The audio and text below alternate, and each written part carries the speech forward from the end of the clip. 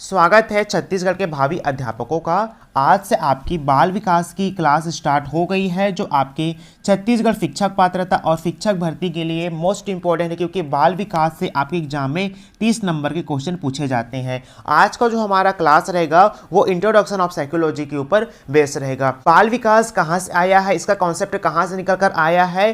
कोई भी अगर हम नया सब्जेक्ट पढ़ रहे हैं तो उसको हमें पता रहना चाहिए कि ये सब्जेक्ट जो है कहाँ से निकल कर आया है। तो चलिए देखते हैं। अरस्तु ने डी एनेमा नामक पुस्तक लिखी थी। उसमें अरस्तु ये बताते हैं जो आपका मनोविज्ञान है वो कहाँ से निकला है, आपका दर्शन शास्त्र से निकला है। अब प्रश्न ये बनता है कि मनोविज्ञान जो है, मनोविज्ञान से पहले किस रूप में पढ़ा जाता था, तो आपका आंसर आ जाएगा दर्शन शास्त्र के रूप में पढ़ा जाता था। मनोविज्ञान अलग विषय बनाने का श्रेय किनको जाता है, आपको रूसो को जाता है। आप इस चीज को याद रखेंगे, जो मनोविज्ञान है उनको अलग विषय के रूप में बनाए जाने का श्रेय किनको जाता है, रूसो को जाता है। क्योंकि मनोविज्ञान जो है, मनोविज्ञान से पहले किसके रूप में जाना जाता था, आपका दर्शन शास्त्र के रूप में जाना जाता था। मनोविज्ञान शिक्षा का भाग होना चाहिए, बात किसने कही थी, तो आपका आंसर आएगा रूसो ने कही थी। मनोविज्ञान शब्द की उत्पत्ति कब होती है, आपका 16वीं शताब्दी में होती है। रुडोल्फ गोइकाइल ने 1590 में साइकोलॉजिया नामक एक पुस्तक लिखी।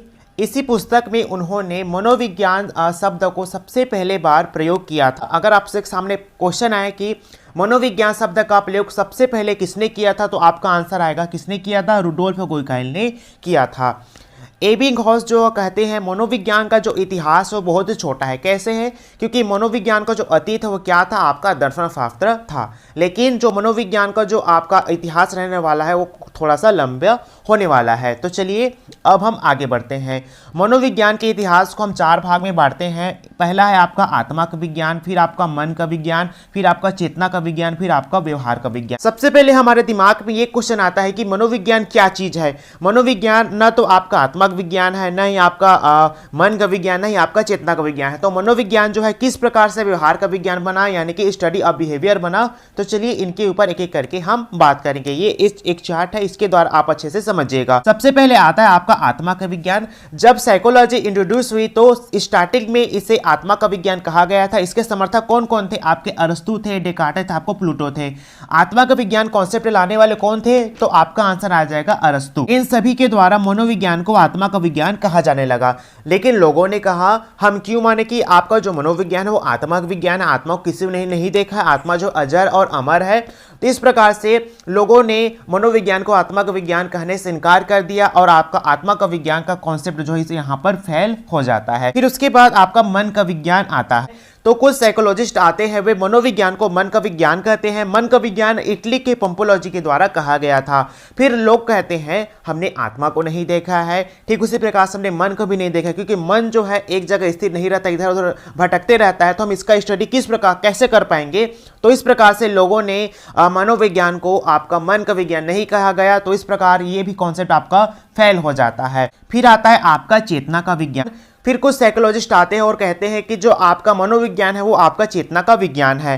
तो चेतना का विज्ञान कहने वाले कौन कौन से आपके मनोवैज्ञानिक थे, विलियम वुड एवं विलियम जेम्स के द्वारा मनोविज्ञान को आपका चेतना का विज्ञान कहा गया था। लोगों ने कहा जो आपका मनोविज्ञान है वो आपका चेतना का विज्ञान नहीं है, क्योंकि जो आपका चेतना है वो किसी ने नहीं देखा है। क्योंकि हमारा जो ह्यूमन माइंड है वो आपका सबकॉन्शियस, कॉन्शियस और अनकॉन्शियस रहता है। तो इस प्रकार से लोगों ने मनोविज्ञान को चेतना का विज्ञान कहने से इनकार कर दिया। तो इस प्रकार से ये वाला भी कॉन्सेप्ट आपका फेल हो जाता है। फिर आता है आपका व्यवहार का विज्ञान। 19वीं शताब्दी में साइकोलॉजी को स्टडी ऑफ बिहेवियर कहा गया। वाटसन, थॉर्नडाइक और स्किनर एवं वुडवर्थ के द्वारा मनोविज्ञान को स्टडी ऑफ बिहेवियर कहा गया था। इनका कहना था कि जो मनोविज्ञान है वो आपका स्टडी ऑफ बिहेवियर है। एग्जाम्पल से इसको समझते हैं। जैसे कि 4 बच्चे हैं, उनमें से 3 बच्चे का जो राय है वो अलग अलग है, लेकिन चौथा जो बच्चा है वो ऐसा बात बोलता है जिनमें तीनों की राय जो है वहाँ पर शामिल हो जाती है। तो हम किसकी बातों को ज़्यादा प्राथमिकता देंगे, तो आप बोलेंगे चौथे जो बालक बोला है उसकी बात को हम ज़्यादा प्राथमिकता देंगे। ठीक उसी प्रकार से देखिए आपका जो बिहेवियर यानी कि जो आपका व्यवहार है, इसमें आपका आत्मा भी शामिल है, आपका मन भी शामिल है, आपका चेतना भी शामिल है।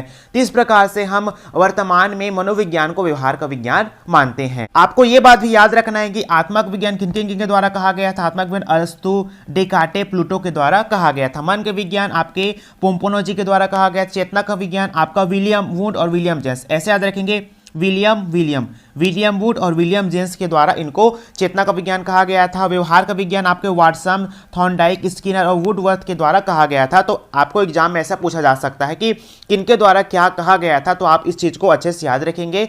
और आपको एग्जाम इनको अरेंज करने के लिए बोला जाएगा कि सबसे पहले कौन आया था, पहले आत्मा का विज्ञान, फिर आपका मन का विज्ञान, फिर आपका चेतना का विज्ञान, फिर आपका व्यवहार का विज्ञान है। तो इस प्रकार से अरेंज करने के लिए आगे पीछे दिया रहेगा, तो उसको जमाने के लिए बोला जाएगा। तो आप अच्छे से इस क्रम को याद रखेंगे। विलियम वुड से कई तरह क्वेश्चन पूछे जाते हैं, तो आप उनको अच्छे से ध्यान रखिएगा। आपसे क्वेश्चन पूछा जाएगा कि आधुनिक मनोविज्ञान के जनक किनको कहा जाता है, तो अब आपका आंसर हो जाएगा विलियम वुड को कहा जाता है। और मनोविज्ञान का वास्तविक पिता किनको माना जाता है, तब भी आपका आंसर विलियम वुड ही आएगा। विलियम वुड को प्रयोगात्मक विधि का भी जनक माना जाता है, क्योंकि 19वीं शताब्दी में जर्मनी के लिप्जिग शहर में विलियम वुड के द्वारा मनोविज्ञान की प्रथम प्रयोगशाला 1879 में स्थापित किया गया था, जिस वजह से विलियम वुड को प्रयोगात्मक विधि का जनक भी कहा जाता है। वाटसन को प्रथम व्यवहारवादी कहा जाता है। जो आपके थॉर्नडाइक है उनको शिक्षा मनोविज्ञान का पिता कहा जाता है। तो आप इन चीजों को अच्छे से याद रखिएगा। हमारे सामने प्रश्न आता है कि व्यवहार शब्द किनके द्वारा सबसे पहले प्रयोग किया गया था, तो आपका आंसर आएगा विलियम मैकडूगल के द्वारा व्यवहार शब्द का सबसे पहली बार प्रयोग किया गया था।